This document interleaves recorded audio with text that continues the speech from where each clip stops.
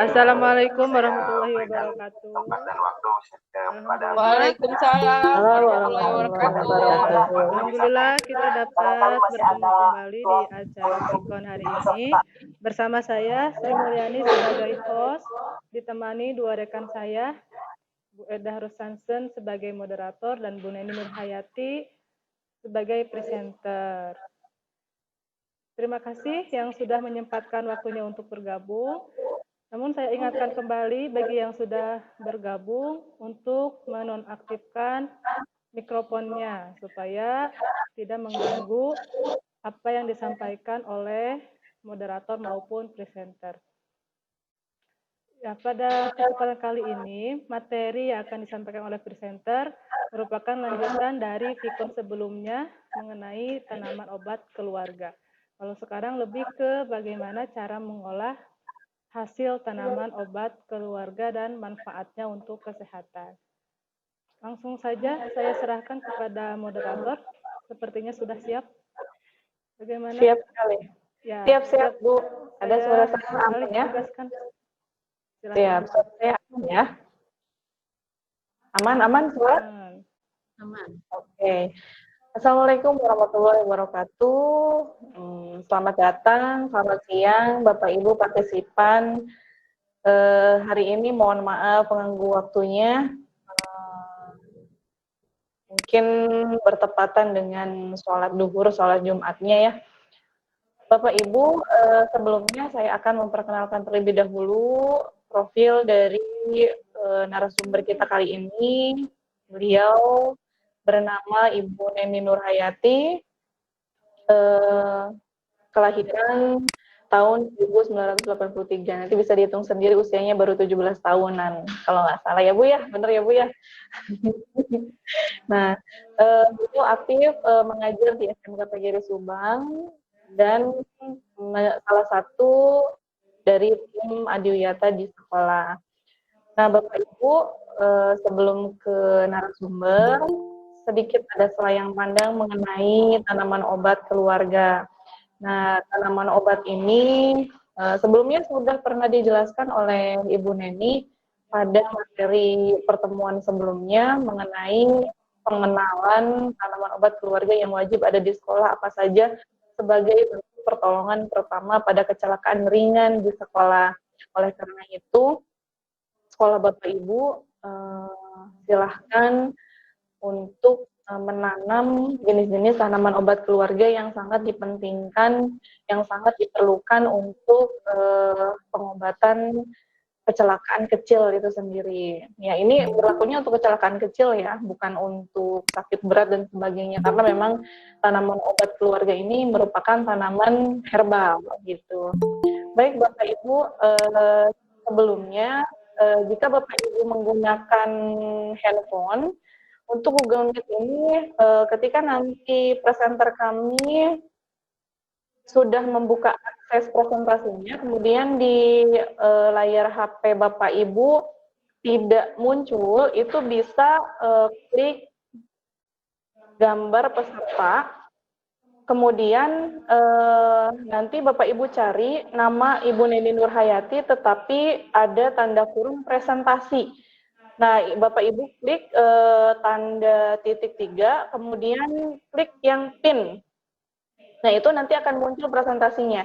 Karena memang untuk Google Meet ini tidak seotomatis menggunakan Webex atau Zoom ketika presenter kita memunculkan presentasinya. Baik, kita langsung saja. Ibu presenter sudah siap? Mic-nya siap. Sudah siap ya Bu ya? Baik, Bapak Ibu simak baik-baik pemaparan materi, dan ada ini Bu ya, ada beberapa langkah-langkah untuk mengolah tanaman obat keluarga ya Bu. Ya, Bapak Ibu silakan disimak pemaparan materi dari presenter kita kali ini. Mangga Bu Neni dipersilahkan. Assalamualaikum warahmatullahi wabarakatuh. Alhamdulillah kita bisa bertemu kembali ya di pertemuan yang kedua. Ini mungkin masih bahasan yang sama, yaitu mengenai tanaman obat keluarga. Kalau pada pertemuan atau vikon sebelumnya saya hanya memaparkan fungsi dari tanaman beberapa fungsi tanaman obat untuk obat luar. Nah, kali ini saya akan mencoba memaparkan kembali cara mengolah dan manfaat dari tanaman obat itu sendiri yang bisa kita konsumsi. Yang akan saya paparkan tidak banyak, hanya beberapa tanaman obat saja yang sudah pernah kami praktekkan di sekolah bersama anak-anak yang terbentuk dalam kopel atau kelompok peduli. Jadi mohon maaf apabila nanti misalkan ada kekurangan. Nah, kami hanya mengolah dalam bentuk sederhana karena kami mempergunakan bahan-bahan ataupun alat-alat yang tersedia di lingkungan sekolah saja. Oke, berbicara mengenai tanaman obat atau herbal, itu tersedia dalam bentuk segar dan kering. Nah, bagian tanaman yang digunakan beragam, mulai dari akar, kemudian rimpang, batang, daun, hingga buahnya. Untuk mengolah tanaman obat itu ada 3, ada yang bisa direbus, diseduh, atau dibuat sebagai serbuk. Yang akan saya bahas saat ini khusus untuk yang direbus saja, karena kalau untuk dikeringkan atau dibuat serbuk itu kita membutuhkan alat ataupun waktu yang cukup lama kalau misalkan tidak ada alatnya ya, karena harus menggunakan sinar matahari untuk mengeringkan tanaman obat itu sendiri.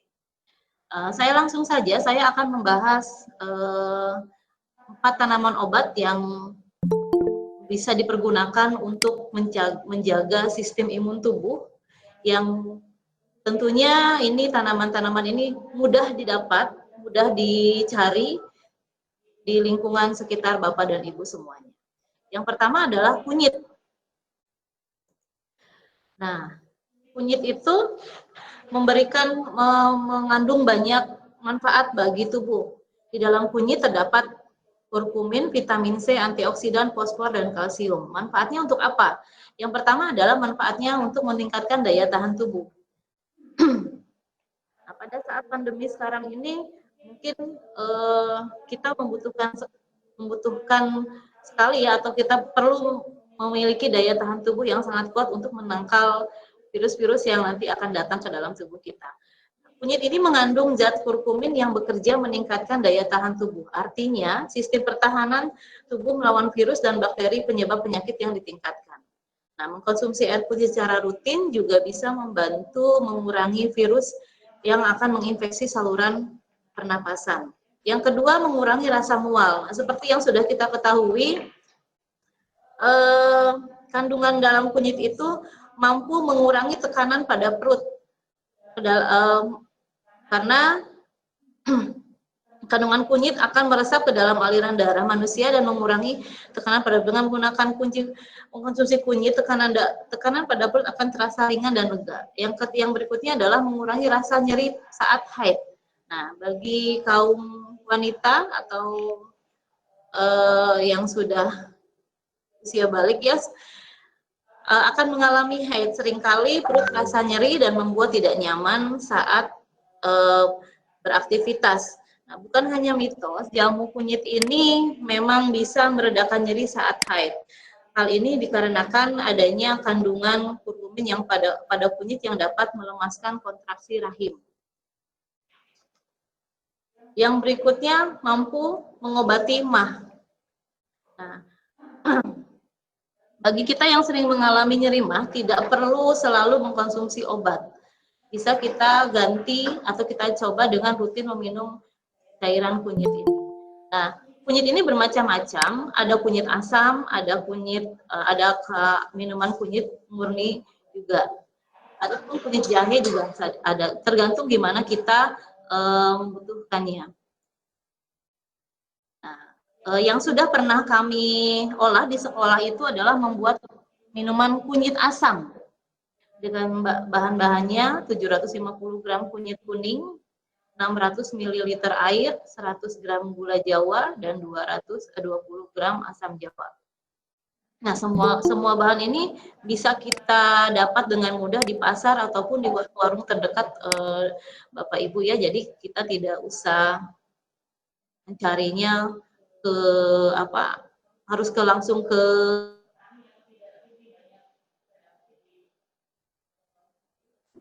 pasar. Nah, cara mengolahnya, cuci bersih kunyit, kemudian kupas dengan kunyit. Kemudian parut kunyitnya kalau bisa yang rada besar ya, supaya tidak terlalu lama dalam mengolahnya. Nanti kemudian diparut ataupun di blender kunyit yang sudah dibersihkan hingga halus. Sambil menunggu itu tadi air yang 600 ml itu kita didihkan, kemudian kunyit yang tadi di blender kemudian kita satukan kunyit, gula merah dan asam jawa. Gula merahnya kalau bisa direcah, jadi tidak berupa gumpalan apa, kalau gula merah itu tidak berupa bulatan gula merah supaya mudah larut. Nah, kemudian asam jawa tidak usah dipisahkan dulu dari bijinya, tidak apa-apa karena nanti di akhir itu akan ada penyaringan. Nah, setelah mendidih kemudian angkat, kita pisahkan ampas. Ampasnya tadi ada ampas dari kunyitnya, kemudian ampas dari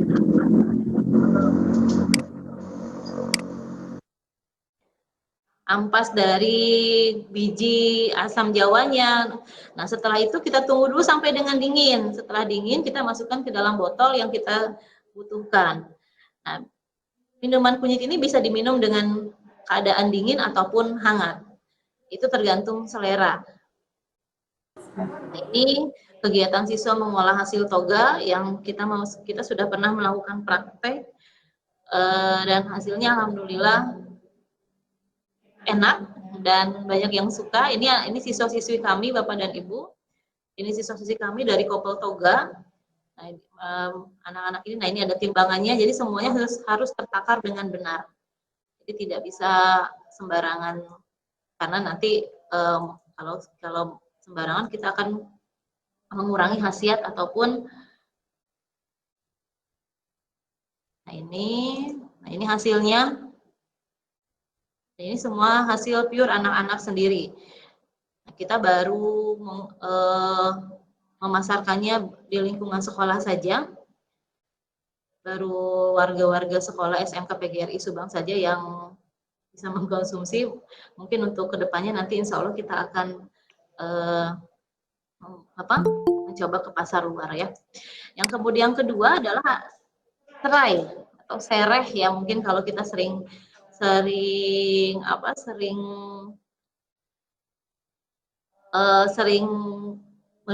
mengucapkannya dengan sereh atau serai. Nah, serai ini mengandung vitamin B, zat besi, antioksidan, magnesium, kalium, dan senyawa-senyawa lainnya yang sangat bermanfaat sekali bagi tubuh. Manfaatnya untuk apa sih kalau serai itu? Selain sebagai bumbu masak yang ada di dapur Bapak dan Ibu-ibu semuanya, yang pertama bisa menurunkan demam. Segala kandungan baik yang pada serai memiliki sifat antibakteri dan anti jamur. Kandungan vitamin C yang tinggi juga dapat meningkatkan imunitas tubuh. Tak heran jika serai ini bisa dijadikan campuran air kompres untuk meredakan atau menurunkan demam pada anak-anak. Nah, atau bisa juga dikonsumsi berupa airan rebusan serai. Kita rebus saja serainya tanpa menggunakan apapun, kemudian bisa diminum. Yang kedua bisa meredakan flu. Nah, vitamin C pada serai juga akan mempercepat penyembuhan flu. Tak ketinggalan antioksidan yang tinggi pun berperan membuang segala racun dalam tubuh. Nah, yang terakhir adalah dengan aroma terapi. Aroma khas pada serai dapat menenangkan sehingga membantu tubuh lebih rileks. Menghirup aroma hasil rebusan serai dapat membantu meredakan stres dan menjaga kesehatan mental. Nah, apabila kita dalam keadaan pulang kerja, kemudian ataupun pulang beraktivitas dalam keadaan capek, kita bisa membuat aromaterapi sendiri di rumah dengan menggunakan bahan-bahan yang ada di dapur Bapak dan Ibu masing-masing. Caranya kita bisa ini dulu ya, kalau bahasa Sunda itu digeprek gitu ya, sehingga kemudian kita bersihkan dulu, kemudian kita rebus. Nah, kita minta bantuan sedikit dari minyak kayu putih. Setelah mendidih kita teteskan 5 sampai 6 tetes kayu putih. Nah, kemudian kita simpan ke dalam ruangan tertutup atau dalam kamar, tutupkan saja kamarnya sampai jangan menyalakan AC ataupun kipas angin sehingga uap itu nanti memenuhi udara yang ada pada kamar kita. Nah, asap-asap itu nanti bukan asap ya, mungkin uap-uap itu nanti akan bisa kita hirup sehingga kita akan merasa lebih rileks. Nah, itu mungkin yang cara yang sangat sederhana sekali dan saya pun pernah menerapkannya di rumah. Alhamdulillah anak-anak saya pun suka ya, karena memang wanginya juga yang enak untuk dihirup. Nah, yang kedua ada yang berikutnya ada jeruk nipis. Nah, jeruk nipis ini juga merupakan salah satu hasil tanaman obat keluarga yang ada di SMK PGRI Subang. Kami memiliki pohon jeruk nipis yang sudah menghasilkan. Nah, jeruk nipis ini kaya akan vitamin C yang sudah kita ketahui. Kalau kita dengan kata jeruk, pasti yang tertuju oleh kita adalah vitamin C. Dan flavonoid, kandungan lain jeruk nipis adalah asam sitrat, kalsium, dan kalsium, serat, dan kalori. Khasiatnya untuk apa? Nah, mungkin langsung terlintas dalam pikiran kita, untuk apa khasiat jeruk nipis? Wah, pasti untuk melunturkan lemak, betul. Untuk diet, betul sekali. Nah, yang pertama adalah memaksimalkan pembakaran lemak. Nah, bagi Anda yang sedang mengalami program diet, apakah Ibu moderator juga sedang diet? Diet, Bu, alhamdulillah turun 20 kilo. Nah, bisa mengkonsumsi jeruk nipis yang diminum setiap pagi sebelum makan. Kandungan yang ada dalam jeruk nipis dipercaya mampu mempercepat sistem metabolisme tubuh. Yang kedua, menurunkan kadar kolesterol. Jeruk nipis ternyata juga mengandung kalium yang berfungsi menekan darah agar normal kembali. Agar kadar kolesterol Anda cepat turun, cukup minum jeruk nipis setiap pagi secara rutin. Yang ketiga adalah sebagai minuman kesegaran. Nah, yang sudah kami olah, kita mengolah perpaduan antara serai dan jeruk nipis. Yang sudah pernah kami buat dengan siswa, dengan kelompok peduli. Nah, ini kami pernah mengolahnya menjadi minuman kesegaran. Itu dengan bahan-bahannya 3 batang serai, 3 buah jeruk nipis berukuran sedang, 1 gelas air, dan 2 sendok teh gula, di sini gula pasir ya. Nah, caranya sangat mudah sekali dan mudah diingat. Serai kita rebus bersama jeruk nipis, bersama dengan gula pasir sampai mendidih. Kemudian setelah itu diangkat. Nah, setelah diangkat baru kita tuangkan perasan air jeruknya ke dalam rebusan serai dan gula pasir tadi. Kita bisa diminum. Kalau saya biasanya suka ditambahkan dengan teh hijau. Nah, itu aromanya nanti akan lebih akan mengeluarkan aroma yang harum sekali gitu. Itu biasanya saya suka menambahkan teh hijau. Mungkin Bapak dan Ibu boleh mencobanya dengan menambahkan teh yang lain. Nah, yang berikutnya ada markisa. Nah, markisa ini adalah salah satu hasil tanaman yang ada di sekolah kita juga. Kita berusaha membudidayakannya atau mungkin mengolahnya supaya bisa bermanfaat bagi warga sekolah. Nah, dalam markisa ini mengandung beragam nutrisi penting bagi tubuh seperti vitamin A, vitamin C, karbohidrat kompleks, zat besi, dan kalium. Fungsinya untuk apa sih markisa selain buah yang fungsinya yang pertama adalah menguatkan daya tahan tubuh, yaitu nutrisi dan oksidan pada buah markisa dapat memperkuat daya tahan tubuh sehingga tidak mudah terserang penyakit. Yang kedua adalah menyehatkan pencernaan. Buah markisa merupakan salah satu buah yang mengandung serat tinggi dalam satu buah markisa terkandung sekitar 2 gram serat. Berkat kandungan ilmiah buah markisa ini membantu kelancaran pencernaan. Ada satu lagi untuk manfaat dari buah markisa adalah mengatasi bagi kita atau bagi bapak dan ibu yang mengalami kesulitan tidur atau susah tidur atau gangguan tidur yang lainnya. Nah, kita bisa karena gangguan tidur tersebut mungkin kita akan gelisah ya. Nah, kita bisa mengkonsumsi buah markisa ini dalam bentuk buah ataupun dalam bentuk olahan. Nah, mungkin sebenarnya masih banyak manfaat dari markisa ini ya bagi tubuh kita. Hanya nanti setelah ini kita akan dibahas nanti oleh presenter yang selanjutnya, Ibu Sri Mulyani. Nah, beliau akan membahas mengenai manfaat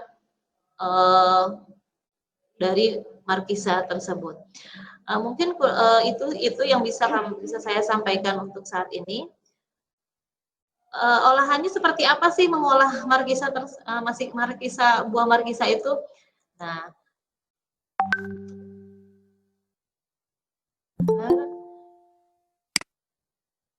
sekolah kami pun sudah mengolahnya menjadi suatu olahan minuman. Ini sangat sederhana sekali. Kita bisa mempergunakan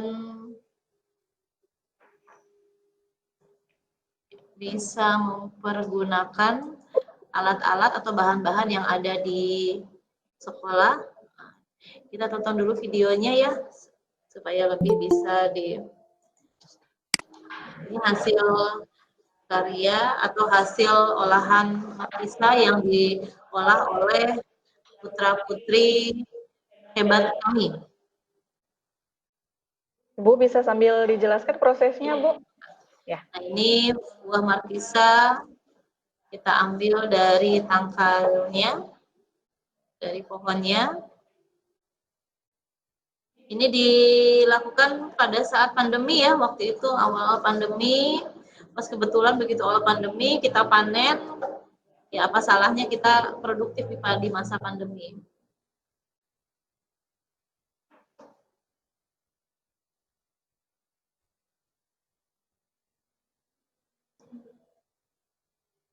Nah,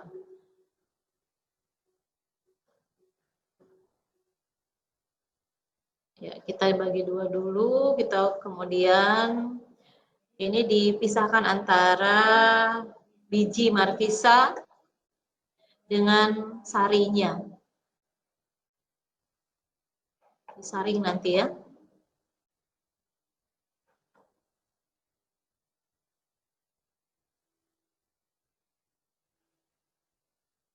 Nah, ini bisa menurunkan berat badan juga.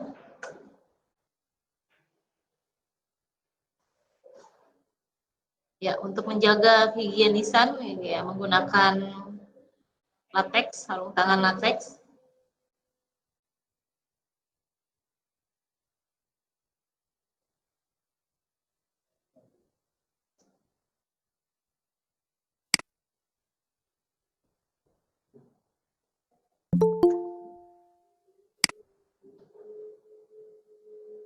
Ini disaring ya, dipisahkan antara buah dan antara biji dan sarinya.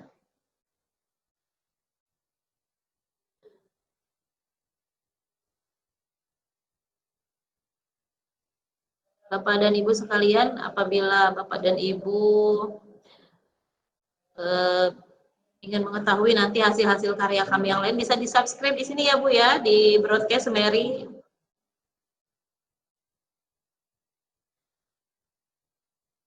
Nah, sementara, nah ini adalah larutan gula yang sudah dilarutkan supaya mudah larut, maka direbus terlebih dahulu. Kemudian dicampur dengan sari markisanya.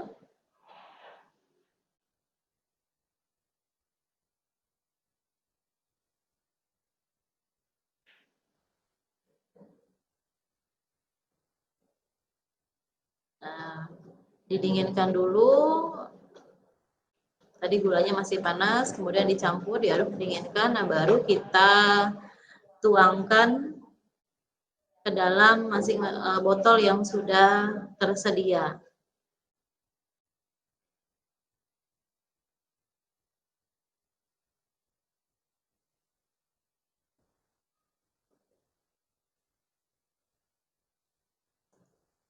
Ya, ini hasilnya kita belum Bu.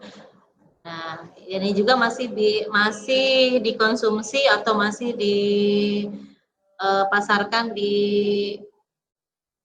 warga SMK PGRI Subang.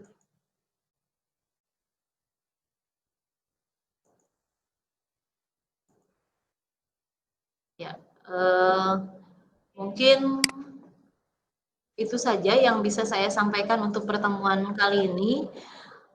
Mohon maaf apabila ada kekurangan, apabila ada hal-hal yang salah atau misalkan apabila ada hal yang salah atau yang kurang mohon dikoreksi. Terima kasih. Saya kembalikan Ibu. Oke, terima kasih Bu Neni atas pemaparan materinya. Sangat jelas di sini masing-masing dari ada disebutkan manfaatnya apa saja. Dari itu tadi baru sebagian ya Bu ya. Baru sebagian, sebetulnya masih sangat banyak macam-macam jenis tanaman obat yang ada di sekolah gitu. Nah, hanya memang yang lumayan gampang dalam pengolahannya yang tadi sudah dipaparkan oleh Bu Neni. Salah satunya yaitu tadi sudah ada cara pembuatan jus markisa. Nah, jus markisa ini sebetulnya kalau nggak salah ya Bu ya, bisa untuk menambah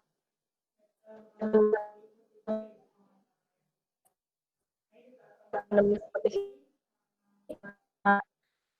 sekali minum memang banyak mengandung vitamin C. Ya, kalau nggak salah gitu ya Bu, yang mengandung. Iya, makanya nanti tadi sebenarnya saya tidak menjelaskan terlalu detail semua karena itu nanti akan ada sesi berikutnya Bu Eda. Nanti ada Bu Sri Mulyani yang akan kupas tuntas ya bagaimana manfaat manfaat berubah bagi kita ya. Siap. Bapak Ibu jangan lewatkan nanti sesi untuk event Bu Sri Mulyani dimulai pukul 14.00. Jadi nanti kalau Bapak Ibu ingin lebih banyak tahu tentang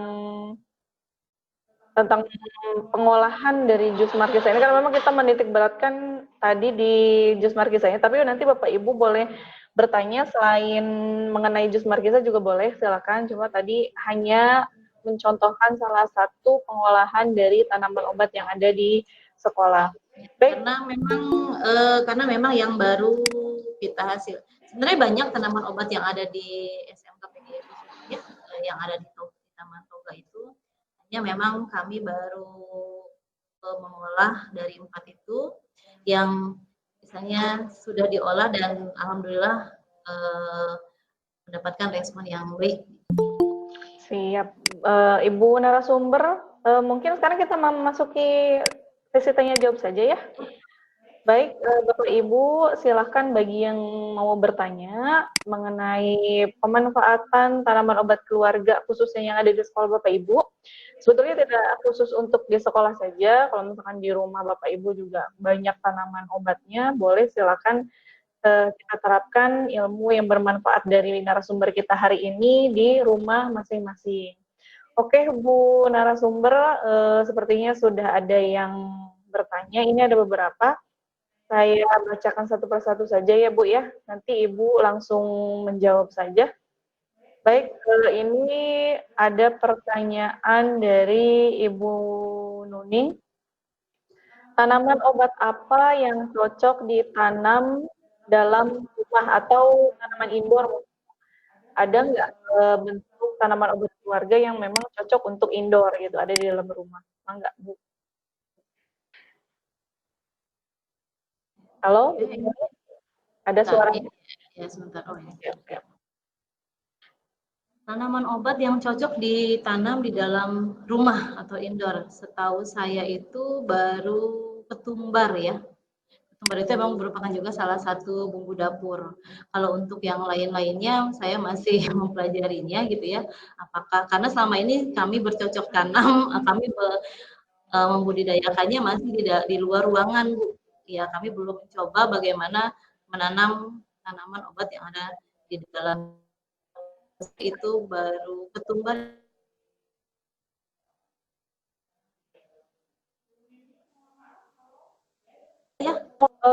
Ya, tadi sempat hilang suaranya, Bu. Bisa diulangi lagi? Mohon maaf. Oh iya, jelas sekarang jelas. Ada, Bu, sekarang. Enggak.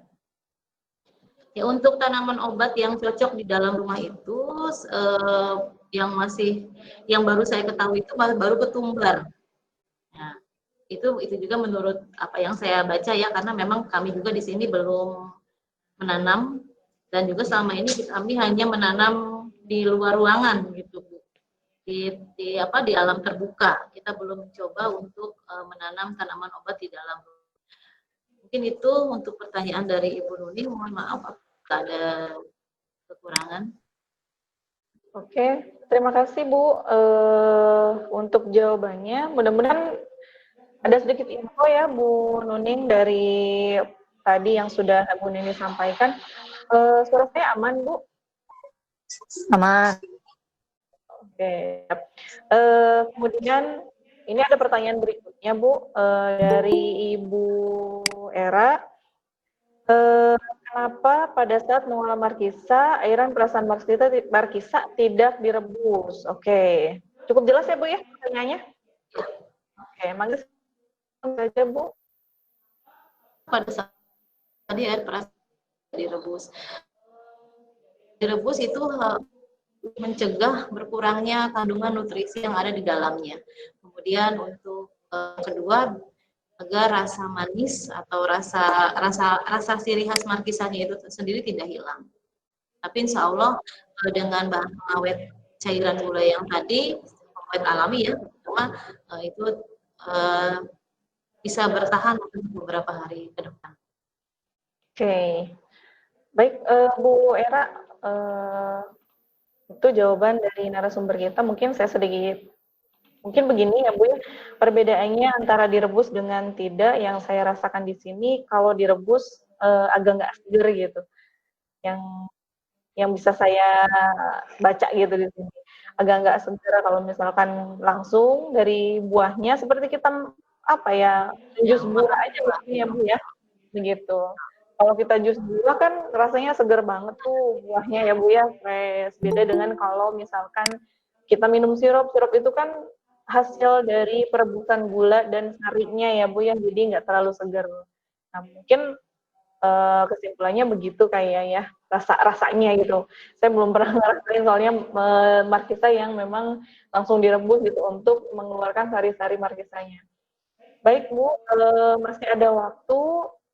Kita ada pertanyaan lagi berikutnya.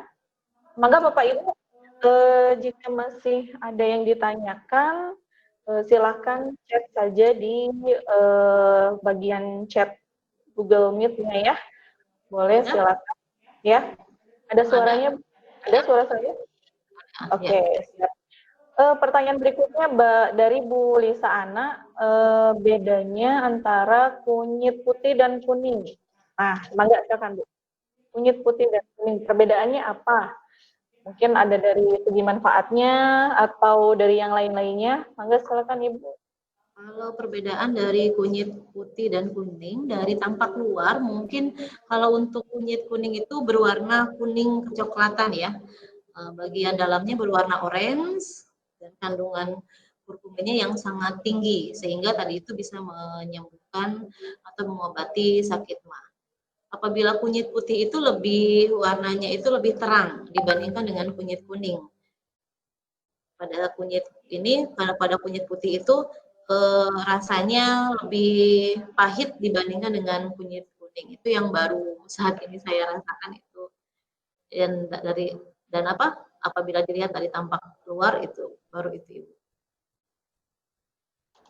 Oke, baik Bu Lisa Ana, mungkin itu sedikit jawaban dari narasumber kita. Memang ada berapa macam kunyit ya Bu ya? Saya saya belum terlalu punya karena yang saya pakai hanya kunyit yang kuning aja buat masak. Sebenarnya di tanaman toga kita juga ada kunyit putih, hanya waktu itu memang kurang ini apa maksudnya makanya belum saya olah gitu ya, karena memang tidak tumbuh seperti kunyit kuning yang lainnya Bu. Jadi saya juga istilahnya nggak ada gitu, nggak muncul seperti kan kalau kunyit kuningnya tumbuh suburnya mudah tumbuh gitu. Entah apa teksturnya apa saya juga belum paham sih, sebenarnya masih dipelajari. Oke, memang perawatannya yang agak rewel mungkin ya Bu ya untuk kunyit putih ini ya Bu. Ya mungkin. Oke, mungkin kalau kunyit putih memang biasanya untuk di tukang sayur mungkin ya Bu, untuk penggunaan gitu kurang ini ya Bu, karena memang betul kunyit putih sepertinya lebih kepada manfaatnya lebih banyak itu untuk obat ya, karena kalau kunyit kuning itu kan bisa untuk bumbu dapur ya atau bumbu masak, jadi mungkin lebih familiar gitu ya, makanya kami mencoba mengolah yang memang lebih mudah didapat gitu ya, karena kan tujuan kami awalnya memang mengedukasi dulu siswa supaya siswa mampu membawa ilmunya ke rumah dan bisa diterapkan di rumah. Oke, baik. Keluarganya. Baik. Bu, ini ada yang chat pribadi ke saya, ingin menanyakan katanya, kalau di sekolah ada tanaman apa, lengkuas, lengkuas merah enggak? Nah, saya kurang paham katanya manfaat kalau untuk lengkuas merah untuk apa, katanya begitu. Kalau di sekolah yang kami tahu yang saya tanam itu belum ada Bu, baru ada juga jahe merah mungkin yang kemarin kita tanam itu jahe merah, kemudian ya kunyit kuning, kemudian serai, kemudian daun sirih yang ada di sekolah kita, kemudian daun mujarab, daun saga, dan daun-daun lain lebih sekitar 30 tanaman ya dari taman toga kita. Nanti mungkin lebih lanjutnya saya bisa pelajari kembali untuk atau saya mulai dari penanaman sampai dengan hasilnya nanti. Untuk apa tadi pas ya? Ya, gimana Bu? Suaranya nggak terdengar? Tadi sempat ada agak putus-putus, tapi sekarang sudah mulai lancar lagi. Kemudian ada lagi Bu, kalau tanaman lidah buaya masuk ke tanaman toga atau tanaman hias katanya. Kemarin pernah dibahas ya Bu ya? Ya. Salah satu tanaman obat yang bisa dipergunakan untuk obat luar untuk saat ini, kami baru mempraktekannya pada obat luar. Itu kemarin itu untuk mencegah terjadinya pembengkakan, kemudian mencegah terjadinya infeksi pada luka anak karena teriris oleh benda tajam. Bisa juga sebagai kosmetik untuk wajah, bisa mengurangi menunda penuaan. Dan caranya dengan kemarin gel yang ada pada lidah buaya, kemudian kita buat jadi masker, bisa membuat kenyal wajah kita seperti jelly. Wah, kenyal jelly, mantul-mantul atau ya. Memang kalau lidah buaya banyak banget manfaatnya, selain diolah juga memang untuk tanaman hias itu sendiri juga kelihatannya bagus ya Bu ya. Betul. Ya. Bapak Ibu diingatkan kembali, silakan untuk mengisi link presensi yang sudah host kami bagikan. Mangga, kita masih ada waktu 15 menit lagi untuk sesi tanya jawab, mungkin sudah selesai ya. Nanti Bapak Ibu kalau misalkan akan bertanya lagi mengenai hal ini, bisa menghubungi narasumber kita. Di flyer sudah dicantumkan untuk kontak personnya Ibu Neni Nurhayati, nomor HP-nya sudah ada. Silakan, karena memang waktu kita terbatas, hanya untuk sesi tanya jawab ini hanya 15 menit. Jadi paling kita dapat menjawab semua pertanyaan Bapak Ibu hanya 3 orang saja gitu. Nah, kita masih ada sisa 15 menit lagi, mangga silakan. Saya ingatkan kembali untuk Bapak Ibu yang hadir di room ini untuk mengisi link presensi yang sudah dibagikan oleh host kami. Baik, Bu Neni, mungkin untuk sesi tanya jawab selama 15 menit ini sudah selesai. Mungkin bisa closing statement-nya, Bu. Mangga.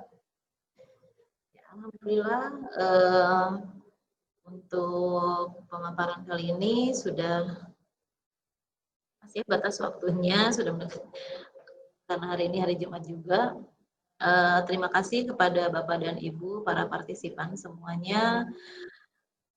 Sebenarnya simpel, ketika kita membutuhkan obat, ketika kita membutuhkan suatu alat yang mampu menyembuhkan rasa sakit kita itu tidak harus selalu jauh. Kita cari dulu dalam rumah. Kita cari dulu yang dekat rumah. Nah itu, mungkin itu saja. Karena bahan-bahan alami ini sangat baik sekali untuk tubuh kita dibandingkan dengan kita harus lebih dulu sebelum mengkonsumsi obat-obat kimia, kita coba dulu dengan obat-obat alami yang ada di lingkungan sekitar kita. Karena efeknya apabila kita terlalu sering minum atau mengkonsumsi obat-obat yang mengandung bahan kimia itu mungkin tidak sekarang rasanya, 10 atau 20 tahun ke depan nanti baru terasa oleh tubuh kita. Mungkin itu saja. Saya mohon maaf atas segala kekurangan. Saya ucapkan terima kasih sekali. Semoga kita semua dalam keadaan sehat walafiat. Hatur nuhun.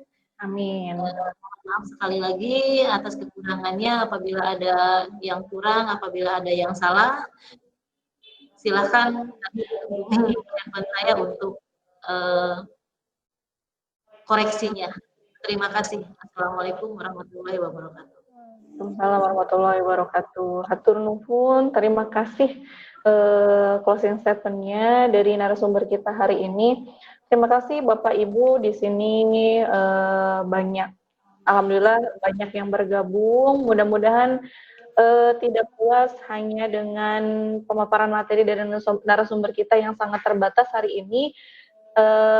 Silakan kami buka sebebas-bebasnya pertanyaan Bapak Ibu dan Ananda semuanya. Boleh tadi nanti saya akan share kontak person dari narasumber kita hari ini. Nanti juga mudah-mudahan ada waktu ya Bu ya, narasumber kita bisa berinovasi dengan beberapa tanaman jenis toga yang ada di sekolah lagi. Jadi sudah beberapa yang dibuat seperti hari kemarin, pertemuan sebelumnya itu membuat apa Bu kemarin ya? Daun sirih. Daun sirih, tapi ada Bu, ada kandungan lidah buayanya di sana juga, karena memang kan harus ada sedikit penghalusnya ya Bu ya, kalau nggak salah ya. Kemarin sudah daun sirih, kemudian untuk hari ini markisa, dan sebelumnya mungkin karena tidak ada dokumentasi videonya, jadi Ibu narasumber kita hari ini hanya menampilkan dalam bentuk gambar saja, yaitu pengolahan kunyit asam. Sebetulnya sudah banyak yang diolah dari tanaman obat keluarga kita di sekolah ini. Mudah-mudahan nanti selanjutnya banyak produk-produk yang lainnya yang bisa di-share manfaatnya, yang bisa nanti dirasakan oleh seluruh warga SMK PGRI atau sekolah Bapak Ibu semuanya. Nanti kita berbagi ilmu, kita mau mengolah apa nih. Memang di SMK PGRI itu sendiri belum pernah mencoba untuk membuat dari bahan yang kering ya Bu ya. Ya, karena kan kendala Ya, kalau dikeringkan atau dibuat serbuk itu memang kendalanya dengan alat. Kalau mau cepat ya, kalau misalkan kita menggunakan, bisa saja kita menggunakan sinar matahari, tapi mungkin prosesnya lama, harus berhari-hari gitu ya. Oke, siap. Nanti kita tinggal tunggu launching. Siap. Nanti kita tinggal tunggu launchingnya aja, produk yang akan Ibu Neni share lagi. Apa aja sih produk-produk yang memang dibutuhkan sekali untuk anak didik kita nanti ketika sudah masuk sekolah. Mudah-mudahan nanti tahun depan sudah mulai aktif lagi sekolah. Bagaimana sih cara menjaga metabolisme tubuh kita agar virus COVID ini dapat dikalahkan oleh daya tahan tubuh kita itu sendiri. Baik Bapak Ibu, terima kasih banyak di sini ada beberapa, bukan ada beberapa ya, banyak alhamdulillah partisipannya. Mudah-mudahan ilmu yang tadi Bu Neni narasumber kita sampaikan dapat bermanfaat untuk Bapak Ibu semuanya. Terima kasih ada Pak Dikdik, Bu Era, Bu Lisa Ana, Pak Nando, Bu Nita, Bu Nining tadi yang sudah memberikan pertanyaan, kemudian Bu Putri, Bu Rizka, Bu Siti Eri, terima kasih sudah menyempatkan waktunya. Kemudian ada Bu Feti dan yang lainnya, terima kasih yang sebesar-besarnya. Kalau ada di ladang, adalah kita menumpang mandi. Kalau ada umur yang panjang, adalah Ibu Bapak menonton VCT kita lagi. Silakan saya kembalikan ke host untuk menutup event kita kali ini. Mangga Ibu.